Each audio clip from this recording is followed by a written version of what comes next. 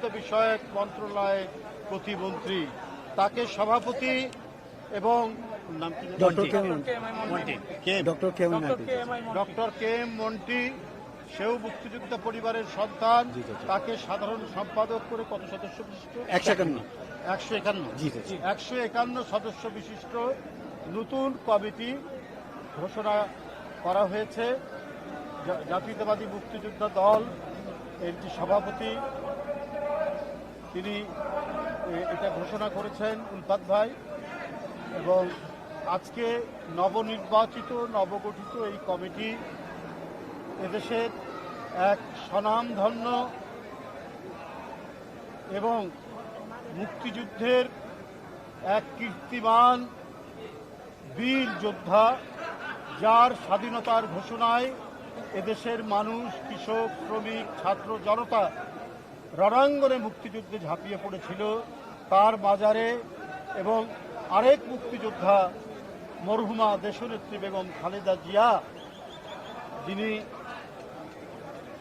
মুক্তিযুদ্ধের সময় বন্দী ছিলেন, সেই নেত্রী আজ এখানে শায়িত। তাদের এই জিয়ার বাজারে এখানে আজকে পুষ্পস্তবক অর্পণ এবং ফাতেহা পাঠের মাধ্যমে আজ থেকে জাতীয়তাবাদী মুক্তিযুদ্ধ প্রজন্ম দল তারা তাদের কার্যক্রম শুরু করেছে। আমরা সবাই জানি ইশরাক হোসেন অত্যন্ত দক্ষ, যোগ্য সংগঠক এবং অত্যন্ত সাহসী তরুণ। আমরা ফ্যাসিবাদ বিরোধী সংগ্রামে আমরা তার নেতৃত্ব দেখেছি, আমরা তার অকুতভয় লড়াইয়ের নমুনা দেখেছি।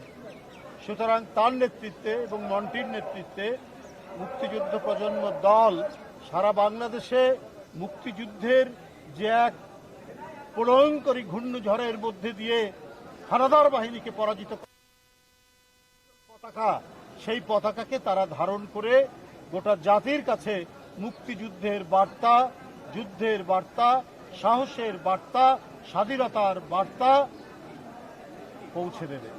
আর সারা দেশে কমিটি হবে, কাজে কারোর কোনো ইয়ে নাই, সুতরাং অসুবিধা নেই। আপনাদের সামনে তাদের অঙ্গীকার হচ্ছে, এরপর থেকে তারা জেলায় জেলায়, উপজেলায় উপজেলায় মুক্তিযুদ্ধ প্রজন্ম দলের তারা কমিটি গঠন করবে এবং কমিটির মাধ্যমে সারা দেশে এই সংগঠনটিকে ছড়িয়ে দেবে। কারণ যারা মুক্তিযুদ্ধ করেছেন সরাসরি উলফাত ভাইরা, তাদের বয়স হয়ে যাচ্ছে। আল্লাহ তাদের দীর্ঘজীবন দান করুক, কিন্তু কতদিন বাঁচবে সেটা তো আল্লাহর উপরে।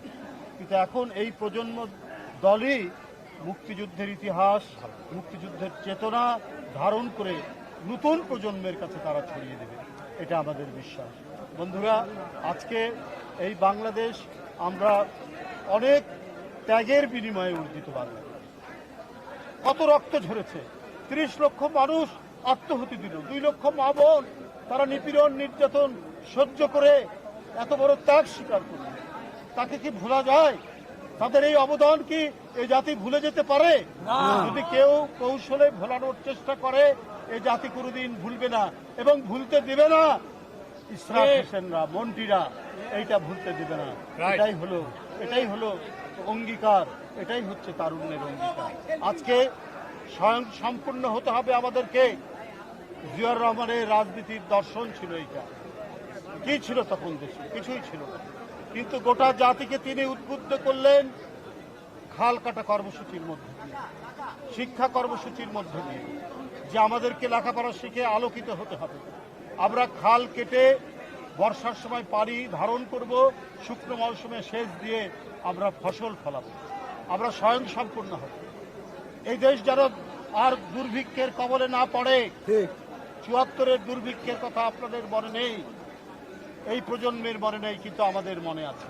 ওই দুর্ভিক্ষ ঘুচাতে তিনি খাল খনন কর্মসূচি নিয়েছিলেন এবং তিনি যে এই যে অবদান রেখেছেন, আজও পর্যন্ত আমরা তার সেই অবদানের সুফল ভোগ করছি। তাই আমি মনে করি তার সুযোগ্য পুত্র, তার জ্যেষ্ঠ পুত্র, গণতন্ত্রের আপসহীন সেনানী দেশনেত্রী বেগম খালেদা জিয়ার জ্যেষ্ঠ পুত্র তারেক রহমান দেশের প্রধানমন্ত্রী।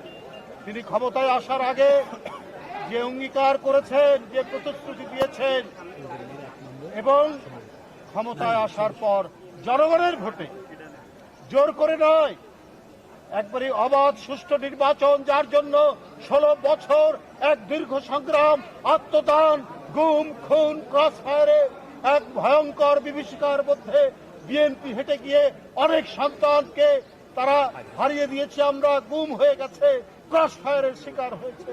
এত আত্মদানের মধ্যে দিয়ে আমাদের পাওনা যে গণতন্ত্র, আমরা সেটা পেয়েছি জনাব তারেক রহমানের নেতৃত্বে। তার নেতৃত্বে তিনি ক্ষমতায় এসেই তিনি তার প্রতিশ্রুতি বাস্তবায়ন শুরু করেছেন। তিনি ফ্যামিলি কার্ড দিচ্ছেন, তিনি ফার্মাস কার্ড দিচ্ছেন, দিনাজপুরে খাল খনন করছেন, একটার পর একটা প্রতিশ্রুতি পালন করে যাচ্ছেন। সুতরাং আমি আগেও বলেছি যে তারেক রহমানের নেতৃত্বে আমরা আবার সব দিক থেকে, জ্বালানির সংকট, এই সংকট আমি আগেই বলেছি এটা বাংলাদেশের জন্য নয়, এটা বাংলাদেশের নিজস্ব সংকট নয়, এটা বিএনপি এই সংকট তৈরি করেনি, এটা একটি আন্তর্জাতিক সংকট, এটা মধ্যপ্রাচ্যে যুদ্ধের কারণে এই সংকট, কিন্তু সেটাও আস্তে আস্তে কাটিয়ে উঠছে। তবে পাশাপাশি আমাদের এই ব্যবস্থাও নিতে হবে, বারবার যে অঙ্গীকার করেছেন জনাব তারেক রহমান যে রিনিউয়েবল যে এনার্জি, সেই এনার্জির তিনি যে প্রতিশ্রুতি দিয়েছেন সেটা তিনি অবশ্যই করবেন। আপনারা জানেন যে পাকিস্তানে রুফটপ সোলার প্যানেল বসিয়ে তারা বিলিয়ন বিলিয়ন ডলার তারা সাশ্রয় করেছে। এই বিলিয়ন ডলার দিয়ে যে তেল কিনতে হতো, ফুয়েল কিনতে হতো, সেটা কিনতে হয় না। এই উপমহাদেশের মধ্যে তারা একটা দৃষ্টান্ত তারা তৈরি করেছে। এই নবায়নযোগ্য যে জ্বালানি, অর্থাৎ সোলার মানে সৌর তাপকে দিয়ে যে জ্বালানির যে চাহিদা মেটানো হচ্ছে, বিদ্যুতের চাহিদা মেটানো হচ্ছে, বাংলাদেশ সেটা করবে। আমি সরকারের কাছে অনুরোধ করব এই রুফটপ সোলার প্যানেলে যে ট্যাক্স আছে সেই ট্যাক্স শূন্যের কাছাকাছি নিয়ে আসুন।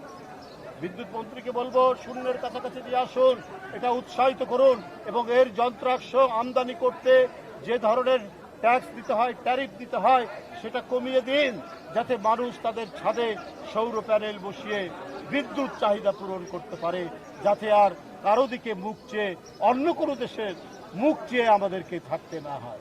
বন্ধুরা আমার, সেই দিকে আমাদের দেখতে হবে। আমাদের সরকারের যারা মন্ত্রীরা আছেন তাদেরকে যদি সদা সতর্কতা থাকতে হবে। সদা সতর্ক না থাকলে নানা দিক থেকে নানা ঘটনা মোকাবেলার প্রস্তুতি আপনাদের থাকতে হবে। গত 24 ঘন্টায় 11 জনের অধিক হামে মারা গেছে। কেন? আজকে এই হাম মোকাবেলায় আগে থেকেই সতর্ক অবস্থা নিয়ে, আগে থেকেই এটা মোকাবেলা করার জন্য প্রস্তুতি নিতে হতো হেলথ মিনিস্ট্রি। আমার বিশ্বাস আপনারা দ্রুত এটার উপর ব্যবস্থা নিয়ে যাতে আর কোনো ধরনের মৃত্যু না হয় এই ব্যবস্থা নিতে হবে। কারণ জনগণের কাছে জবাবদিহি সরকার হচ্ছে জনাব তারেক রহমানের নেতৃত্বাধীন সরকার, কারণ জনগণের ভোটে নির্বাচিত সরকার।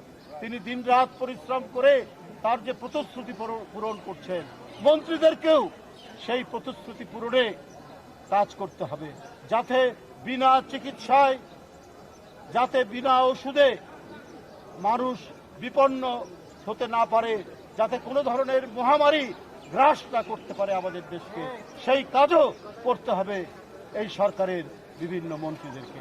আমি ধন্যবাদ জানাই আজকে নবনির্বাচিত যারা নতুন কমিটিকে, ইশরাক হোসেন প্রতিমন্ত্রী, ইশরাক হোসেন এমপি, তার সভাপতিত্বে এবং মন্ত্রীর সাধারণ সম্পাদক হিসাবে এই কমিটি একটি যুগান্তকারী ভূমিকা পালন করবে এবং একটা দৃষ্টান্ত স্থাপন করবে।